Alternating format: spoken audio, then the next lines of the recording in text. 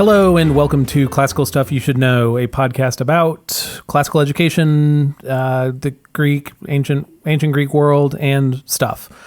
My name is Thomas Magby. I'm joined as always by AJ Hannenberg. Me. And Graham Donaldson. Me. Oh. And me. I just wanted to get my 2 cents in on that. Okay, so today we are going to be expanding our scope.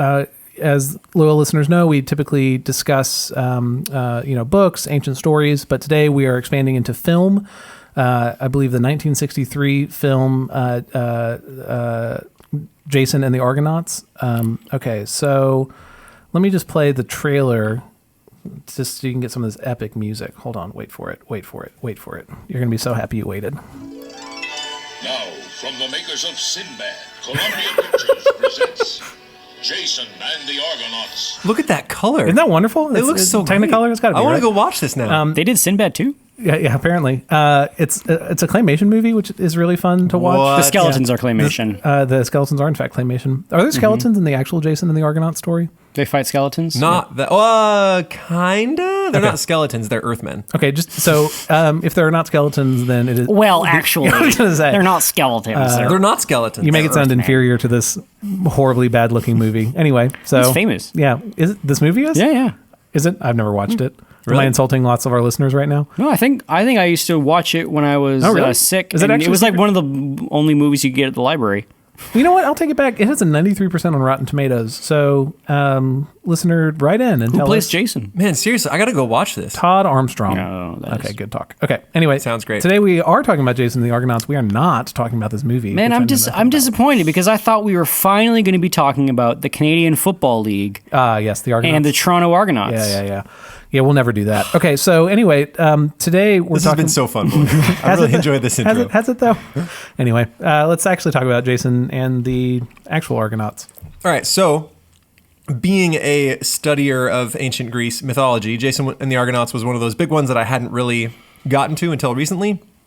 And it's big because it involves a lot of the greats, right? Peleus, Achilles' dad, is on this mission. Oh, there you go. Along with Ajax's dad and Hercules Oh, it's like- and Jason. Wait, Hercules himself? Hercules himself is on this mission. That's pretty and cool. this is where we meet Medea, which we talked about a couple of episodes ago when I was talking about the Herodes, letters, yeah. right? And I said in there that the Herodes paints her as sympathetic while other things do not. That was a bold-faced lie. So we're going to start with things we got wrong, and that's one of the things we got wrong is that Medea is never sympathetic because in this, one of the original sources, she's incredibly sympathetic, and as you guys will see. So this was written by a guy named Apollonius Rhodius That's a in name. the 3rd century BC. Okay. It is the only surviving Hellenistic epic. That's cool. And it's pretty awesome. I don't know much more about Apollonius, and I'm just going to jump right in. Awesome. Listener, if you're thinking So about reading it's this, later than Homer. it's much later than Homer. Homer was written, I think, around I don't know, maybe it was right around Homer. Oh, okay. I think they both use the same kinds of sources. Homer actually talks about one ship having gone through Scylla and Charybdis prior, and that is the Argos, Jason and the Argonauts boat. Built, by the way, by Athena herself. She put the boat together. Oh, I mean, that's, yeah. It's a pretty solid ship. And so there is some cross knowledge there. I don't know if either one used each other as sources. That's something I'll have to investigate. But I think as far as I know... He was born in 15 AD, so Was he? yes. So Wait, who was born in 1580? no one Apollonius of Tyana. Am I looking at the right one? Rhodius. No, never mind. I take it back. Ignore me. I think it was a different Apollonius. Probably a common name, that Apollonius. Anyway, let's jump right into the book. So the book opens and we find out that Born in Peleus... 295 BC. There you go. So not to be confused with Peleus, right? Peleus is a king. I can't see how you confuse the two. Yeah. Peleus was Achilles' dad. So Peleus the king, he knows that there's this prophecy out there that he's going to be unseated, right? He's going to lose everything because of a man with one sandal. Oh, that's man. I mean, you're getting a prophecy. That one sucks. Yeah, it's not very helpful.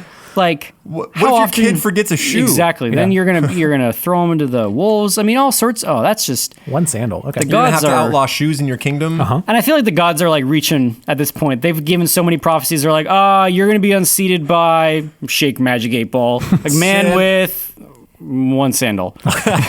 So Jason shows up, and he had got stuck in some mud, and he got 1 foot free, and the other sandal was left in the mud. And so Peleus is like, "Oh man, I got to get rid of this guy." So he's like, "I'm giving you a sacred mission, and here's your sacred mission.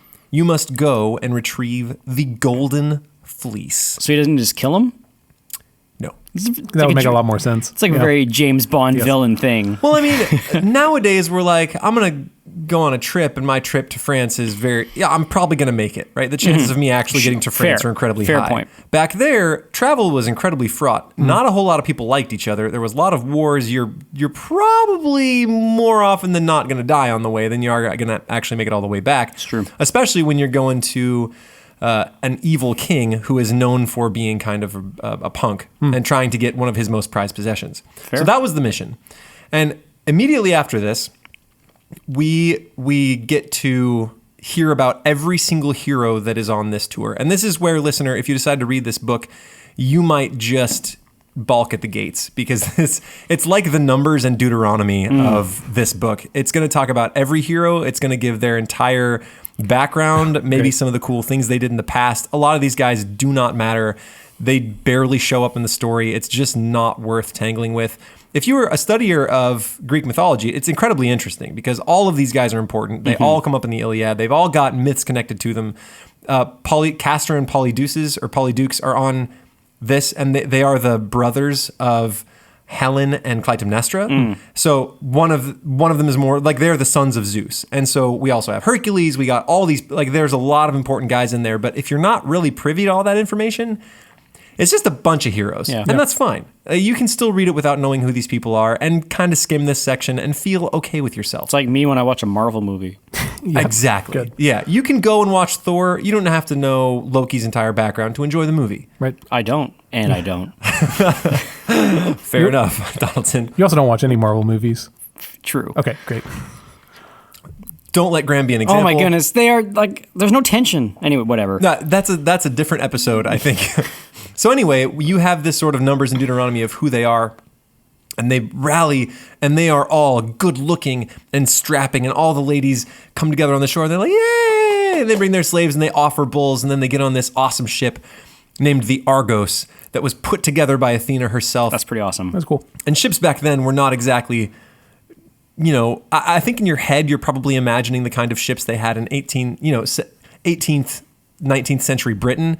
These giant, massive things with big sails, man of wars, right, with cannons. That is not what they looked like. I have seen ships from roundabouts Jesus' time, and there are these little tiny things with sticks stapled across the bottom to keep the other sticks together, and some pitch, right? I'm sure they had some good ones, but seafaring vessels were prone to fall apart and prone to problems. Yep. But this one specifically, you guys, is real nice. Oh, okay. Great. It's All super nice. Okay.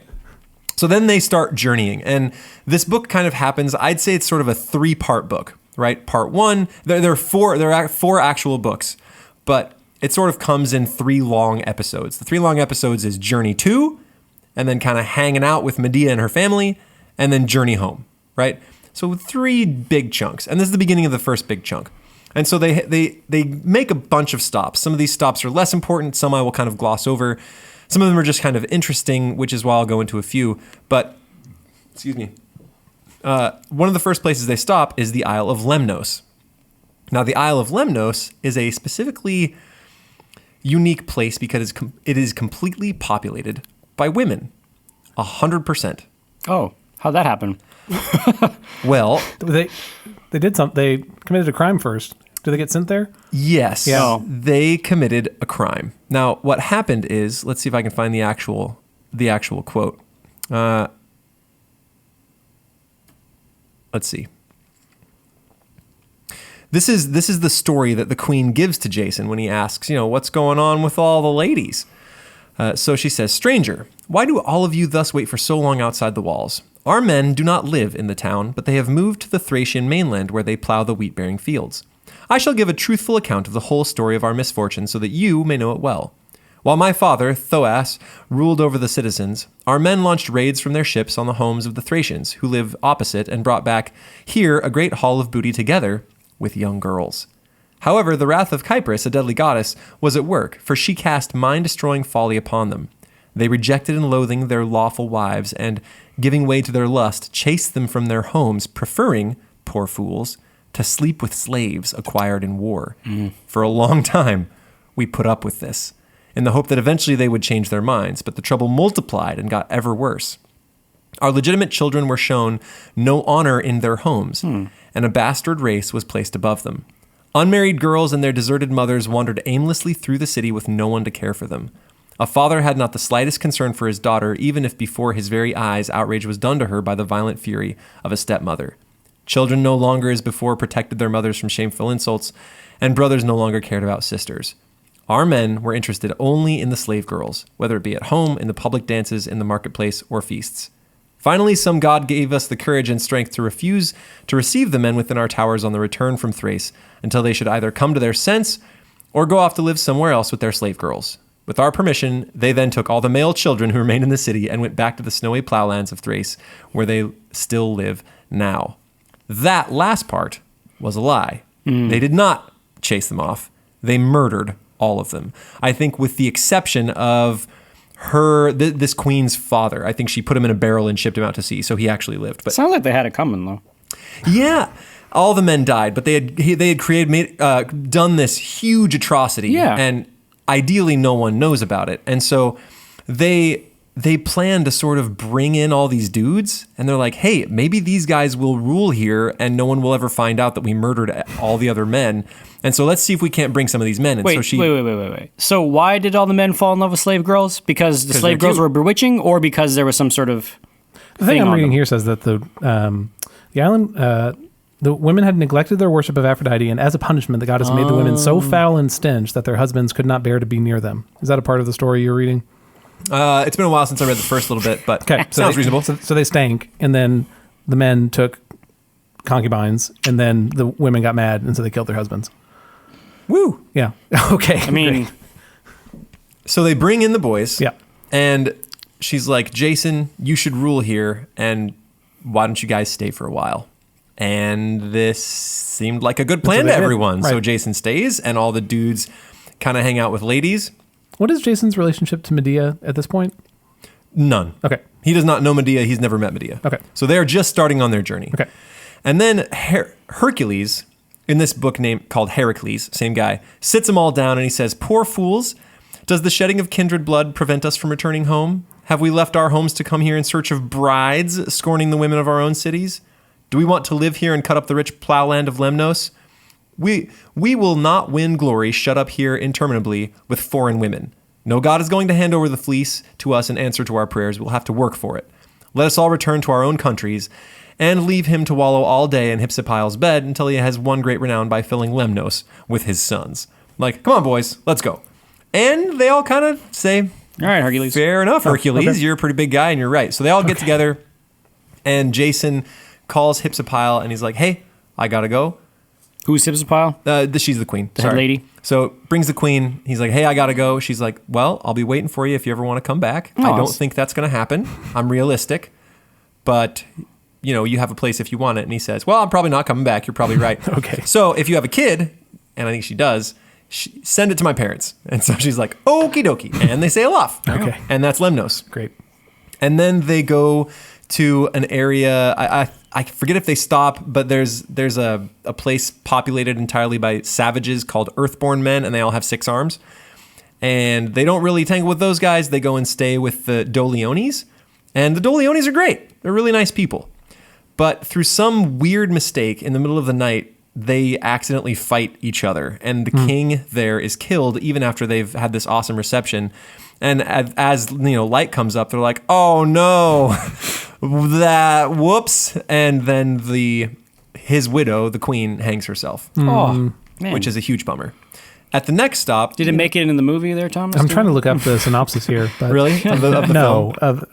of the actual story. Oh, okay. Yeah, sorry. At the next stop, there's a guy named Hylas, and he's abducted while he's sort of filling his water skin. And then Heracles and Polyphemus are sort of alarmed at what's going on. And they're like, hey, we got to go search for him. And in the middle of that, the Argos leaves. Oh.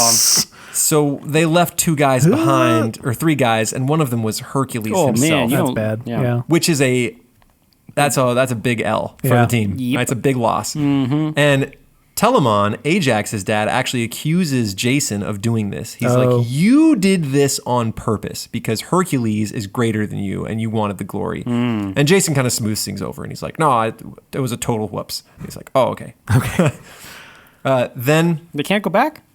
Get him? they don't. Okay, great. It's okay. Hercules does. He's fine. Hercules, yeah, he'll figure all it works out. out. They'll catch hints of him later in the story, but he's doing fine. They next stop in a place called Propontis, where they fight Amycus, and he's king of the Babrachians. Okay. Babrachians? Bu- You guys, I'm going to slaughter all of these names. None of them are going to be right. So if you're looking for a classical stuff we got wrong on this, All just of our know that all pronunciation. of them are Yeah. wrong, and Yeah. we're going to do that right now. Good. This guy loves to box. Anybody that comes to his shore, he'll welcome you, but he's like, only if I get to fight your best dude. So he's a little pugnacious. Yeah, to the point where he usually Truculent. kills them. Okay. Right? This Cool, boxing cool. match is one where he will like beat your brains in and break all your teeth, and you usually don't come out functioning properly. Right? He is pretty intense. So they send a guy to box him. Great. They're kind of sorely missing Hercules at this point. Yeah, man, you could have used him. But Polydeuces is the guy that kind of volunteers, and he happens to be a son of Zeus. And so even though this king is enormous and really practiced at boxing, Polydeuces is small and he's quick, and he is also pretty strong because he's a son of Zeus, and he beats his face in good, right? Polydeuces really shows him what's up. And then all of the people instantly want to attack because their king has just had his face beaten in, and they try to attack, the guys chase him off, and then all of those people are sort of left future doomed because their king. Hey, if you have a punchy king, like, you gotta... Oh yeah, I don't question the justice of it. Yeah, just saying. You know, you don't whine and moan that your king got his face punched in. And especially like don't attack after he challenges I guess. your main They- guy. They still attacked the king. I don't know. It feels like Well, it's like a crime, right? The king was like, "Hey, fight me," and he fought him, messed him up, and then the people got all mad about it. Yeah. I don't know. Seems a little silly. Yes. Can't do the time. Don't do the crime? Exactly. Oh, thanks. Okay. Okay, the next stop is an important one. They stop with a guy named Phineas, and he's a king who has the gift of foresight. But the problem is he's really giving with it. He tells too much of the gods' plans, and the gods really don't like him. So he has a curse. Now let's put you guys in the place of the gods. If a guy's giving away too many of your secrets, Oh, man, finally. how are you guys going to curse him? What's your plan? I should do this. Oh, he gives more, too but- much of my secrets? Yeah, he's Make him- telling everybody all your plans Make and him all your mute. Make him so he secrets. can't talk. Okay. I always like the no one believes you, but we've already done that one with, Oh, with Cassandra? With Cassandra, yeah, Cassandra. right, That'd be a okay, good one. Yeah. Let's see, Phineas. What would I do? He gives too much of my plans, Let's see if you get it. but he always gets one key piece completely wrong.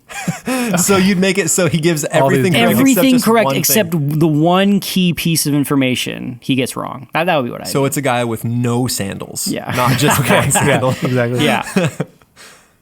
That's yeah. Okay, that's your thing? And yours I was said mute. Just be real simple with it. Just make him shut his face? Make it so he can't talk. So their punishment was that the harpies would visit every day during mealtime. And when he was going to have a meal, even as he lifted food to his lips, the harpies would come down and Yoink. steal everything that was Aw.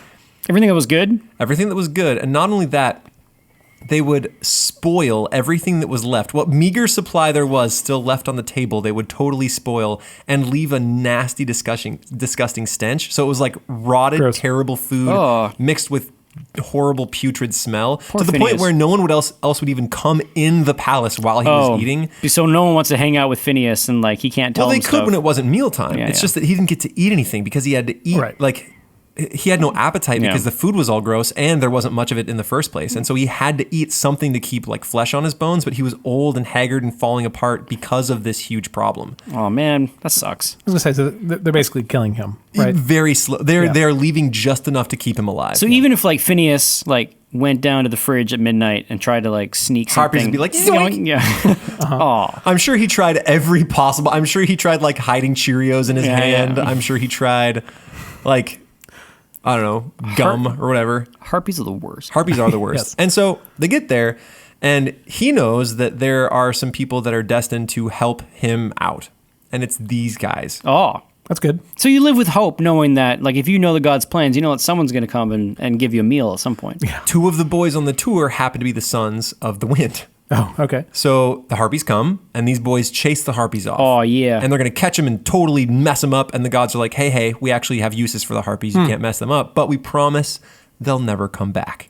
Cool. And so they get to return to Phineas and say, we did it, boys. Like, you're free. And he is ecstatic about this, but for him, it's kind of too late. He's old. His body is racked with age and disease, and it's falling to pieces. And he's like, eat up. At least I get to eat a good meal. And so Totally. they enjoy this great meal, and he gives them some clues about where they're going. So he kind of tells them all everything that's coming. And one of the big ones is that they're going to go through this place called the Clashing Rocks. And he says the way to do this Sounds safe. Yeah. is you got to find yourself a timid dove. Not just any dove. It's weird. A timid Not one of dove. those, like, Really brave. aggressive doves. No, Yeah. none of these body doves Yeah. that like to strut around the streets. I want one that like hangs out in the nest and doesn't throw her coos at all the boys. You know what I'm saying? Okay. So they get this timid dove and they sail up to these rocks and What if it was a coy dove? Does that count? No, has to be a No, it has to be timid. obviously. All it's right. got to be timid. All right. It's gotta be a timid Very dove. clear, straightforward. And he said, here's what you do. When you come up to the rocks, you let the dove go through first. And if the dove makes it through the clashing rocks, it's a timid dove. Yeah. So dove is sure you're going to like, All right. sure If that the there's timid a way dove through, makes right? it, okay. Then if that's true, you guys just row with all your strength as soon as the dove's through. You just haul, go for it. And they do. Right? Okay. If the dove doesn't go, then you guys should stop and turn around. Okay. And so they go, they let the dove go, and the dove just barely makes it through. And then the boys, they start rowing, and they get there, and like at one point they're almost there, and a wave like takes them and like makes them go back, and then, and then it picks them up, and then like it's one of those movie scenes like where they get right There through, you and go. then things like Seriously. slam shut right at the very end. Live in Cinemax Glory, Jason and the Argonauts. Makes me want to watch the movie. I Okay. seem to remember that right as they get through, the rocks slam shut forever. But that doesn't quite make sense because later another trip kind of goes this direction to kind of head them off. So I'm not quite sure about that detail. I might be remembering wrong that the rocks slam shut. In any case, they barely squeeze through with their lives. In glorious 16 shade Technicolor. You want to make this movie? Is that what's happening right now? Sounds like I don't have to. Okay. So as they sail, they see some old homies. One is the ghost of Sthenelus, who like stands up on a hill, and they're like, "Oh man, we better make some sacrifices, or Ghosty be mad." So they make some sacrifices. Who's Sthenelus? Some guy? Oh, okay. Again, there are a lot of people involved here. This part is actually kind of tedious, all of this trip. It sounds amazing, but there are so many times when he's like, and then they pass this river, which is called this river because it involves this goddess and this god, and they had some kids and did these things. There's an incredible number of asides that sort of tell you the mythology. Again, if you're reading it, you can just kind of skip that and Gotcha. not worry about it. If you know a lot of the mythology, it'll be interesting. Otherwise, it might not be. All right, so they're coming along, and they arrive at this place called the Island of Ares. Now, Ares' island is very special because it has a very specific type of bird. They're just kind of sitting there, and like feather arrows rain down on them from this bird that passes. And if I'm remembering correctly, what? one of their dude gets shot by a feathered arrow. This is bad. So apparently these birds just fly over, and if they wiggle their wings, Arrows come down. horrible arrows fly from these really scary birds. And so they're like, we have got to figure this out. So their plan is to put shields above their heads to protect from feather arrows. Duh. Smart. Yeah. And then bang on their shields and yell to freak the birds out and make them fly away. Seems reasonable. Yeah, What's wrong with that? nothing they- could go wrong. And they do it. No, it works. It works, and Good it story. works Works like a charm. pretty good. And on that island, they see a couple of guys. And these two guys happen to be the grandsons of the king, Aedes, who owns the Golden Fleece. How do they survive the bird arrows? Don't know. Magic. I don't know. Whatever. But they're like, Plot they've device. lost everything. They've got no Right. more ship. They're like shivering and without clothes. And they're like, hey guys, we don't know who you are. Thanks for chasing the birds off. Also, help please. Yeah. And the guys are like, great, come along with us. So they've got the grandsons of this king who owns the Golden Fleece. Okay, you guys still with me? Yeah. I guess what's like so good about the Golden Fleece? Yes, the guy told you to go get It's a it, hard but thing does to it get. have any kind of like magical properties? Is it super warm? It's very gold. It's very just Super it's just like a golden. golden. It's like just a golden cape. Yep. Golden cape. Apparently it's pretty big. All right. It's a symbol of authority and kingship. Oh, you know what? I wonder if that has anything to do with the remember we talked about the House of Atreus.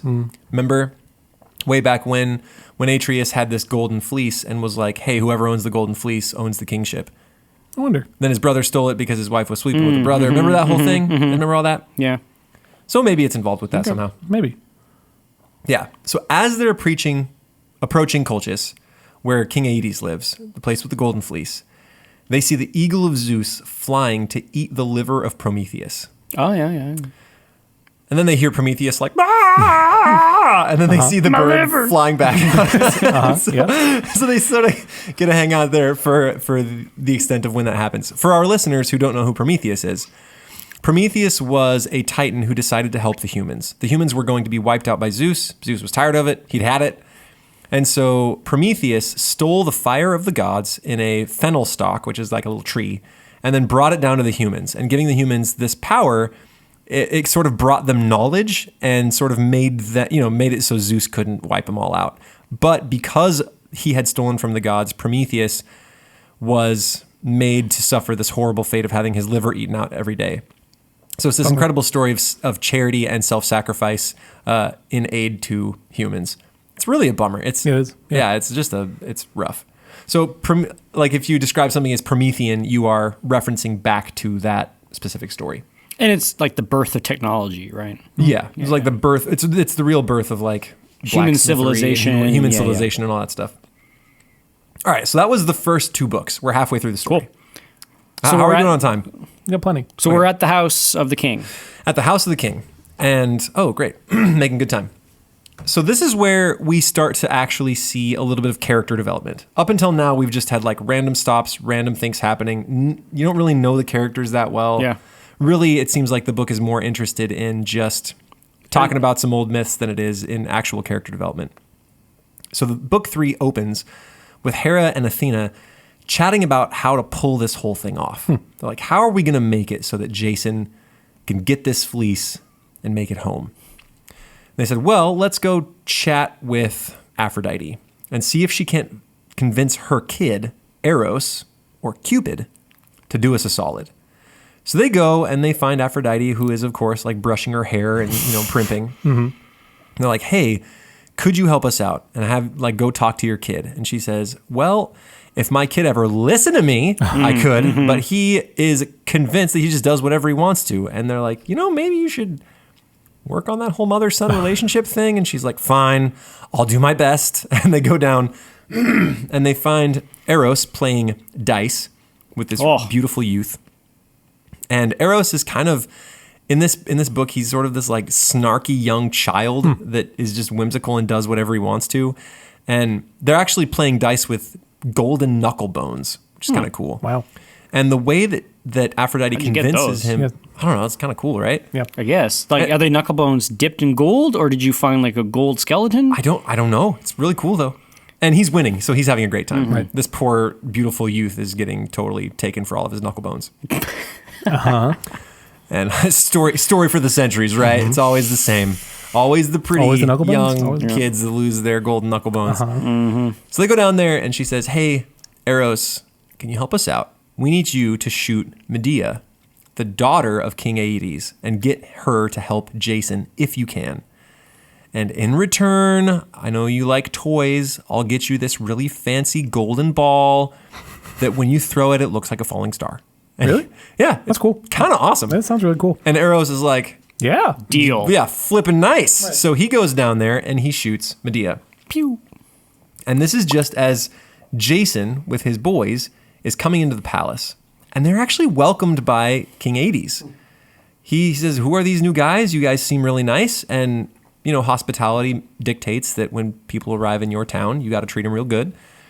And so he treats them real good. And then eventually, after they've eaten, he says, okay, what are you guys here for? What's your story? And they're like, well, we've got your grandsons, first of all. They're not like ransoming or anything. They're just saying, hey, these guys are with us. And our mission is to get your fleece and bring it back. And it kind of belongs to us. I mean, this should come back. You could be really charitable and just give it to us. That would be awesome. There's no way he does that. How do you guys have any guesses about how he responds to this? kicks him out. Yeah, he's fully convinced that they're usurpers that are conspiring with another kingdom to take away his authority, and he's like, I never would have even fed you if I knew that this was your plan. I'm probably going to murder all of you, except I've already welcomed you into my house, so technically you're guests, so I can't. So otherwise you'd be dead. Awesome. And Jason's like, oh no, that's not the reaction that I kind of wanted. So maybe give me a test or something. Like maybe you can figure out that we are not here to mess you up. We just want the fleece. In all honesty, that's the truth. So please, can we find some sort of compromise? And the king says, fine, I have a test for you. Now, once again, what test would you give? Well, so you actually want to like kill the guy. So they have to be like impossible tasks, right? Stealing something from an angry, a god has something and you want to go steal it from them, or some like giant stealing something from a giant I know beast. the answer. You know the answer. Yeah. Isn't it to go get like the sheep from the god's sheep? Nope. Oh, I don't know the answer. I think you're thinking of That's in the Hercules, Odyssey. or maybe it's a different version of the tale. Wasn't it supposed to go like to the place where the sheep are, and you're supposed to get the god's sheep and donate the god's sheep, and I don't know. Isn't that the Odyssey where they accidentally cut up the Oh, I am thinking the sheep Odyssey. of the... Helios. Yeah. Okay, what would I make him do? Fight the skeleton mud people. Oh, yeah. That'd be a good one. That'd be a good become movie king of scene. the mud Yeah, people. I like that. Yeah. Okay. You're not far off, actually. Cool. All right, so here's what he actually does. He says, I have 2 bulls, and these are bulls of Ares. They are made of solid bronze, and they breathe fire. They're also enormous. And I think they actually live underground. So when he goes out to find them, they actually like sort of emerge from the earth and start blowing fire all over the place. Awesome. He says, you have to find these 2 bulls. You must harness these 2 bulls. Then you must use them to plow this enormous field that I have. It takes about a day. And as you plow, you're going to chuck these special dragon's teeth behind you into the soil. And from those dragon's teeth will rise armed men that you then have to fight. Okay. They will sprout right out of the ground, and you will have to fight them until the last man. If you can do that, if you can harness the bronze fire bulls, plow a field, and then kill just innumerable people, I'll let you have the fleece. That's why I don't like Dungeons and Dragons. This is Dungeon Master. This is why I don't like. Why? It's just too hard. No, Dungeon Master's just trying to kill you. he's just trying to. He's just making up. trying to No, mess it's just with you. like there's bulls and plow me a field and dragon men and Yeah, just like Dungeons and Dragons. Exactly. a little good. too far fetched. Okay. Yeah, so it is a basically impossible task. There's no way any human person can accomplish this. The men that come out of the ground they're not just like these lazy things. Like they're real fighting men. And if I remember correctly, this isn't the only time that people have come from dragon's teeth like this. There's another instance where a king lost an entire populace from disease, and he didn't want his city to die, so he prayed to the gods, and they said, hey, why don't you just do the thing and blah, blah, blah, and we'll make them come from the ants. And so this whole like having people grow from the ground is sort of a routine thing in mythology. But this is the only case where he just has to randomly fight them, as far as I know. So Medea has been shot by Cupid, and she is desperately in love with this new stranger. Just instantly and madly in love. And she knows the bull's secrets. Well, yeah. it's not just that she knows the bull's secrets. She is a priestess of Hecate, or Hecate. Hecate? Hecate? I think it's Hecate. Basically the goddess of witchcraft. Yeah. Right. Okay, great. Drugs, witchcraft. She is She shows up in terrifying Shakespeare aspect. a lot. Yes. She shows up in this book, and when she shows up, everybody freaks out. Even Medea, who's the goddess, No, who's the priestess of this goddess, and Yeah. she typically carries like 2 torches, and just has this terrifying aspect. She's not the kind of thing you want to meet at any time. Stay away ever. from Hecate. Yeah, stay away from Hecate. And so she has these horrible dreams where she is the one who harnesses the bulls. She does all of these things. And then she chooses the stranger over her parents. And with that, she wakes up. And that's not an okay thing in Greek culture, to leave your home, to choose a stranger over your parents. These are not accepted practices. And so she starts talking to herself. And this is where we actually begin to meet the person of Medea. And I think if there's anyone this book is about, it's about her. Weirdly enough, most of the people that do the really cool stuff, or that are developed in this story, are women. We see most of the real honest dialogue coming from goddesses, from Medea, from Circe even. Like there are some guys involved, but they're not really developed as far as characters go. So she wakes up and she says, and I quote, "Alas, how frightening are these grim dreams. I fear that this expedition of heroes may cause some terrible disaster. How the stranger has set my heart fluttering. Let him woo an Achaean girl, far off among his own people. Maidenhood and my parents' home shall be my concern. All the same, however, I shall banish shame from my heart, and no longer remaining apart, I shall test my sister to see whether she will beg me to offer help in the contest, panicked as she is for her sons. This will quench the bitter pain in my heart." And then she raises herself and opens the doors of her chamber. She's barefoot and wearing only her dress. She longed to go to her sister, to cross over the threshold into the court. For a long time she remained there in her antechamber. Shame would not allow her to go further. Then she turned around and went back in again, but then came out again, and then had hid away inside again. Her feet carried her this way and that, all to no purpose. Whenever longing gripped her, shame kept her inside. Whenever she was held back by shame, reckless desire pushed her on. 3 times she tried, and 3 times she stopped short. On the 4th time, she whirled around and collapsed face down on her bed. As when a bride in her bedchamber mourns for the young, blah, blah, blah. So there's another epic simile. I don't know if you're familiar with these, listener, but in Homer, you find these. They're like as, and then it will go in, half a page of describing like some sort of bird and be like, just so the Trojans did this, right? And it's copied in Ovid. It's copied numerous times after that. Milton does it. Even Dante does it, right? So it's sort of a thing, and we don't, really need to hear all that. Like her, did Medea lament. Basically, she cried. In the midst of her mourning, she was seen by a serving girl, her young attendant, who suddenly appeared. The girl immediately reported to Chalciope, who was sitting with her sons, devising ways of winning over her sister. Without a second thought, Chalciope responded to the maid's unexpected report. In amazement, she rushed to the chamber in which the young girl lay in her distress. And this sister basically says, "Can you help this stuff? Because the fate of my sons is actually wrapped up in this of the stranger," right? Because the sons had sided with Jason, and they're a part of this whole deal. And so she asks Medea to help, and Medea is pretty stoked to have an excuse to help the stranger, and she does. And let's see. So then she kind of has to figure out what she's going to do. Is she going to double cross her parents and go with the stranger? Is she going to be true to her family and her town and not help this stranger and let him fare for himself? And here is an example of her thinking. "Alas, which of these miseries am I to choose? My mind is utterly at a loss, nor can I find any way to stop the pain. It burns constantly, always the same.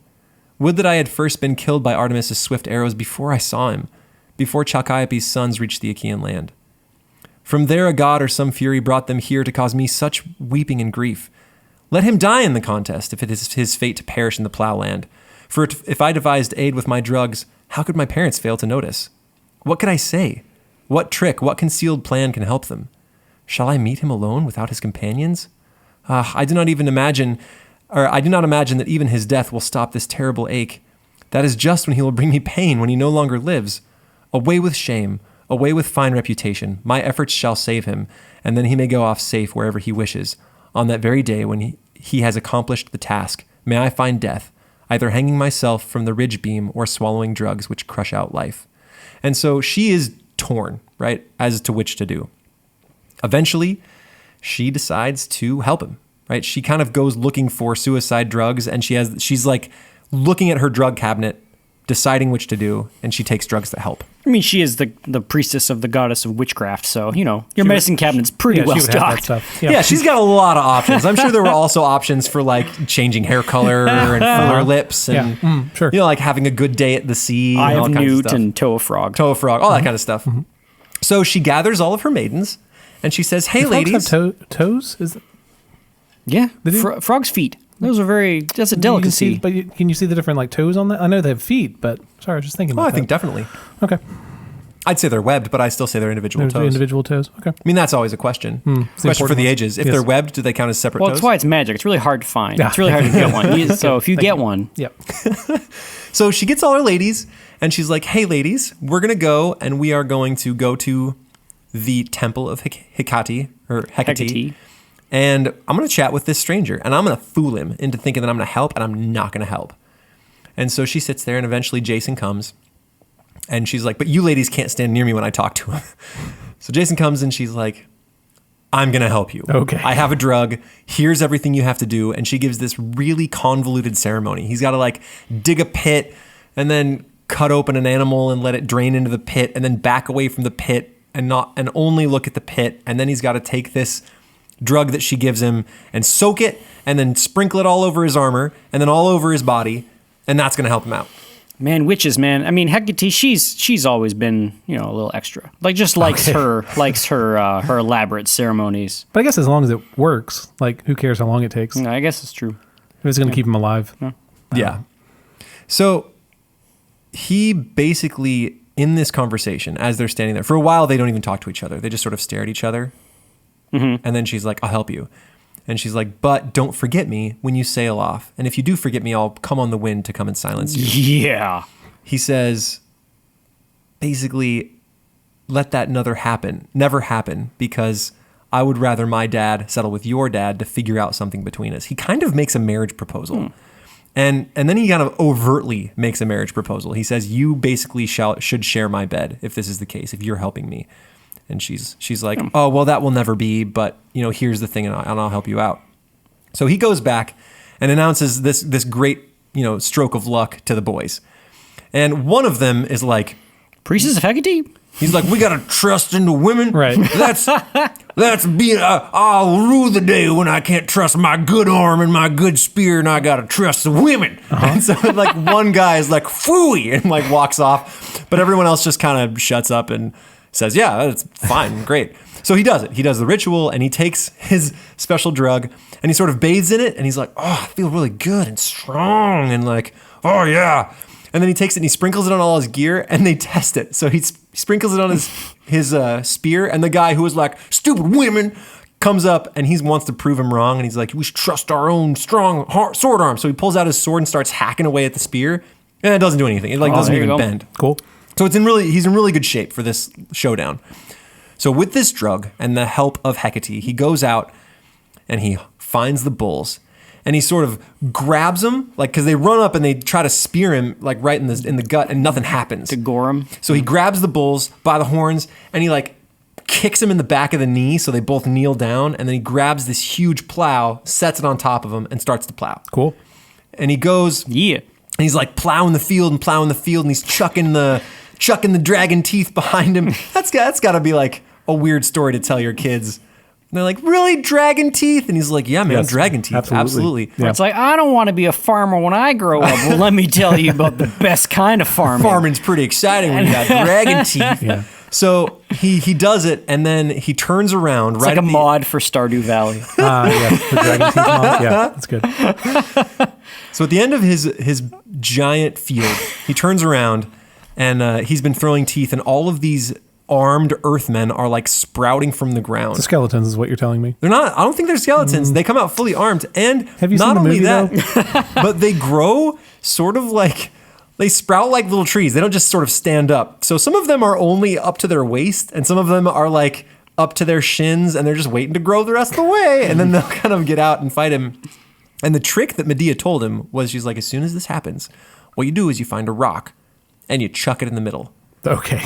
And all of these Earth boys are going to want that rock, and they're going to fight over that rock. And then you just go play a little cleanup. And he's like, okay. So he turns around and finds this Does that really enormous work? rock. That really works? Yeah, he chucks this rock, and all the Earthmen are like, get the rock! And they all fight each other and are hacking each other to pieces. And so he swoops in, and he starts cutting them down, some of them before they even climb out of the ground. He's like getting them when they're waist deep, and they're like, hey! And he's just come and hack them up. So he hacks them all up, and he wins. He does Good. it. Oh, he man. pulls it Good off. for Good job, Medea. Yeah. Okay. Guesses as to the reaction of the king. Not happy. I don't know. The king be like, well, Kind of earned it's it. pretty sweet. You did a pretty sweet job. You can have my fleece. Furious. No, there's no way he's going to give it up. He's like, I'm going to find out how to cheat this guy out of my fleece and murder them all. That's Oh, my plan. all right. Yeah. Medea knows that she's basically been outed, right? There's no way he could have done this without the help of some sort of priestess or somebody in the know. So that night, she pulls all her stuff together, and she flees to find the men on the beach. Yeah. And the moon actually comes down and she's like, "Heh, all those times you called on me, now you're running." And the gods sort of make fun of her, and she runs up and she's like, "We got to get out of here because my dad is going to kill you all and figure out how to cheat you out of this fleece." And he's like, "Well, we got to get the fleece somehow." Right. Problem is it's guarded by a dragon. Oh, great. A live one. And I don't know if he still has all his teeth, but they're getting those from somewhere. I was wondering about the dragon So teeth, I like to imagine that he's a giant toothless dragon. Even better. I don't think he is. Maybe they're like sharks, and when you pull them out, they're, more sprout. Yep. Anyway, I don't think that's anyway. How sharks work? They don't sprout. They, No, yeah, they just have rows of them. they grow new teeth. No, they just pop in the front like a. Why are y'all looking at me? I have no idea. They 100% grow new teeth. No, it's like one of those machines where you put your money in and then you push Like the button the and coins? it spirals and then you get your bag of chips and there's a new bag of chips that comes to the front. It's like what it is with the shark's New teeth. teeth are continually grown in a groove in the shark's Aw. mouth, and the skin acts as a conveyor belt to move the Hey, teeth we're forward both into new right. We're positions. both right. We're both right. With our Sharks- by our combined power. Captain Planet, Captain who really Shark. has a lot of free time. Captain Captain Planet? Planet does? Yeah, he works like a couple of minutes Good for every him. episode. That's true. It's got good work-life a lot of balance. free time. Fire, air, Heart. earth, water. Oh yeah, heart. Heart. That was the lamest ring. That's a lame one. Hurt. Okay, so they gotta tangle with this dragon that's enormous, right? He's got curls on curls on curls of body, and luckily Medea is still a witch priestess. Yeah. Yep. So she comes up and she's like, "Oh, and by the way, this dragon never sleeps ever." Okay. So she basically That's a weird detail. gives him, makes the dragon huff some paint or whatever and knocks him out. She has this. Wait, no, he never sleeps. Well, she makes him go to sleep. Okay, She well, makes him pass He out. can sleep. He Okay. can sleep. He just never does. Okay. So that makes him pass out, and Jason grabs the fleece and he walks back and he's like stroking it. And sometimes he like hangs it over his back and feels all cool. And then sometimes he rolls. I'm not kidding. These details are in the book. Sometimes he rolls it up and like hugs it, and then he gets back, and all the boys are like, "Oh, can we touch it?" And he's like, "No." No, you fleece. can't. He covers it in a robe and then stows it. And he's like, "We gotta get out of here." So they all go, and as they're sailing, King Aedes is like, "Poop. My fleece. My fleece!" And so he puts together 2 fleets to follow them. Okay. One actually follow the Argos. The Argos does not go back through the clashing rocks. The other one goes back through the clashing rocks. Okay. Whew. So that was sort of the middle episode of this. And then Medea's with them. Medea is with them. How much time I got left? Am I doing 15 okay? minutes. 15 minutes? Okay, so I'll kind of hustle through this last bit. It's okay. It can deal with some hustling. So they land on this place, and a guy named Espiritus finds them. Or sorry, Espiritus is her brother. So one of the fleets actually catches up to them on this island. And they're about to have war, and they decide, well, we got to solve this thing without war. It'd be great to have a mediator sort of decide what's going on. So the mediator says, you can keep your fleece, right? You earned it. Awesome. It's legit. But Medea's fate will be decided separate from the fleece, right? She'll probably be sent home. She does not want to go home at all. And let's see. The sort of sentiment she gives about love here is like, I have done such a shameful thing. I have left my family. I have left my home. I have double crossed, and you promised me marriage. And if you leave me, that is on you, and I will haunt you, right? I will make your life miserable, Which she does. which she can. Right, And well, so yeah. she basically says, like, you better make sure that I'm not sent home to my dad because that's not going to be good for me. Like, make this happen. And so Jason and her bring Espiritus, her brother, under a sort of a guise of gifts to where they are. Jason jumps out and they murder him. No, that's bad. And then to prevent sort of a retribution, they hack off his hands and feet. And then Jason licks the blood 3 times and then spits it out. These are measures supposed to be taken against retribution, right? To make sure the spirit doesn't come and hassle you. I feel like dating the witch of the priestess of Hecate is having like a bad influence on Jason. He's hacking people and interesting. licking feet. You think it's her fault? Yeah, well, no, Interesting. but it's Okay. just it's Things have not been great for him. things. Yes, he's playing on the dark side. So they sail on. They've killed the brother, and all the people in that fleet. Once the brother's dead, they're like, well, we don't really care, and we don't really want to go back to Aedes, the king. He's sort of a jerk, so we'll just stay here. And they settle. right? That whole fleet settles. They're like, well, we're done. We're out of this whole party. Hey, I know an island full of ladies. That could use some dudes. Who murdered their husbands. Their husbands had it coming. They Okay. were in love with the slave girls. Okay. They're on the Instagram, and they were. Is that what it was? Murder him once, Great. shame on them. Yeah. Murder him twice. Yeah. All right. So next stop, they actually stop at Circe's house from the Odyssey.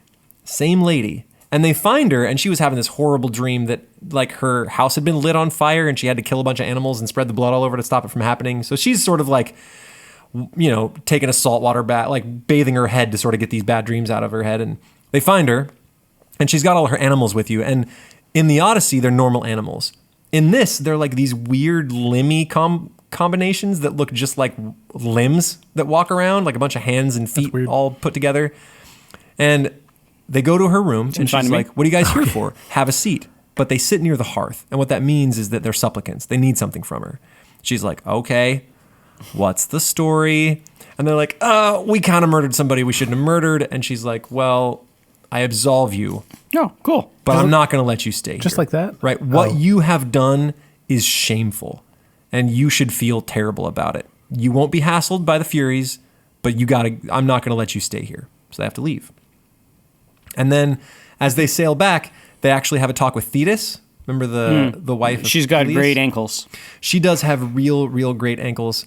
Let me see if I can find the conversation. Circe Medea's actions. Anyway, she basically comes up and says, I will This is help you Achilles' guys." mom, right? This is Achilles' mom. And Achilles' dad's on the trip? It is. Oh. They're together. They Oh. sort of rope her in because they tell her later Medea is going to marry Achilles once they're in the Elysian fields. Like after Achilles dies, he Whoa. marries Medea. That's What? we have an age gap. Isn't there? Yes, some details that we don't really know about. I mean, when they're in the underworld, it's all going to shake out, right? So she's like, I'll do it. Witchcraft has I its benefits. guess. There. And this is the first time he's seen her for a really long time. Because the last time he saw her, she was with Achilles and she was trying to make him impervious. So she was doing weird things like lighting him on fire and rubbing his body down with ambrosia and all this like weird stuff to try to make him, you know, as invincible as he could make. As she could mothers make do. him. And so he woke up one night and found his baby like on fire and he's like, ah! And so he yelled and she's like, you yelled. And so she grabs the baby and like Leaves. takes off. Oh. She's like, I've had it with you and all of your weird yelling. And so she like dives in the sea and he hasn't seen her since. And she's like, fine, I'll help you. Great. And don't you cross me because I don't want it to be like last time. And so something's going on in that marriage that ain't really great. But she helps. And when they make it to Achilles has a lot of anger issues Yes. as a he grown as a really man. does. Yeah.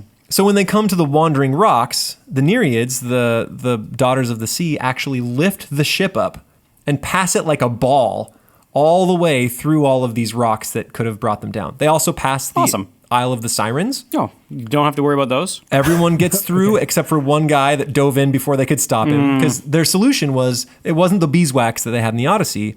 The solution was one guy sort of recognized what was happening and he's like, I got a loot, let me solve the problem. So he starts playing plays a counter louder. Really loud. really loud to kind of muddle it. And then, but one guy he heard it too fast. And so he jumped in, but the gods saved him. They swept him up and settled him somewhere else. So Oh. he's okay. That's good. Yeah. So they make it through those. They make it through the rocks. They also pass through Scylla and Charybdis. Make it through there. So it's a lot of it is Sounds like actually Odyssey Part mirrors 2. the Odyssey. Right. Yeah. The Odyssey kind of follows the same thing. They actually even pass the cattle of the sun. They don't stop. They see them way off in the distance and they're like, phew, glad we don't have to stop here. And then they stop with Alcinous and Arete, also from the Odyssey. Do you remember them? Queen. Arete, queen. King and queen, they're very virtuous. They help out all the people who come through their shores. And this is where they meet that second fleet. Remember I told you two Oh were yeah, that pursuing went him. through the smashing rocks. So fleet number 2 is waiting for him here. And same kind of thing happens. They need a mediator. And he says, well, King Alcinous is the guy. So he says, give me one night to sleep on it. So then we get this really intimate conversation between Alcinous and his wife, Arete. And she's like, I will be so hacked if you make that girl go back, right? I am not about it. Like, this is a horrible situation. Like, what are we going to do? And he looks at her, he says, what I must do is what seems right in the eyes of all men. So, if she is unmarried, I will have to send her back. If, however, she has a husband, right, then I will not separate her from her rightful husband. Yeah. So he kind of says that to his wife with sort of a wink, wink, and a nudge, nudge. So she hops up, heads down, and says, Jason, like, it's time to seal this deal. Yeah. You gotta marry that girl. So he does. They have the huge ceremony, all the weird marriage rites, and he's like, it wasn't really his taste. He would rather not have, like, consummated the marriage in a cave, but, you know, you got to do what you got to do. So he does. If you marry a witch, I mean, Yeah. Fair. That's fair. Cave marriage is going to happen. And part and parcel. So once again, all the men don't really want to return to King Aedes, so they all just sort of settle. And he goes away with Medea.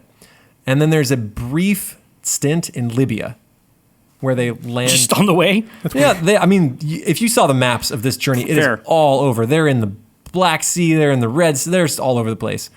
And so they stop in Libya, and turns out they're in the Sahara Desert. And they're like, because they sort of float inland, and then the water recedes, and they're left just on the sand. And so they basically say, well, might as well just die. So they all sort of lay on the ground and cover their faces with their robes, and they're just waiting to die, right? And even the head navigator's like, well, that's it for me, boys. Somebody else wants to take over, that's fine, but we're pretty much gonna die. And everyone's like, yup. So then the gods come and say, hey, when the chariot of the god of the sea is unyoked, you must take your mother and follow him. And everyone's like, what in the world does that mean? Yeah. Well, eventually they see a giant horse bubble out of the ground and take off. And they're like, well, there's the There you unyoking go. of the chariot. Yeah. And I bet our mother is the ship, Argos, Oh, because makes she sense. carried us for so long in her Yeah. womb, right? Okay. So they hoist it on their shoulders, and for 12 days they follow that stinking horse.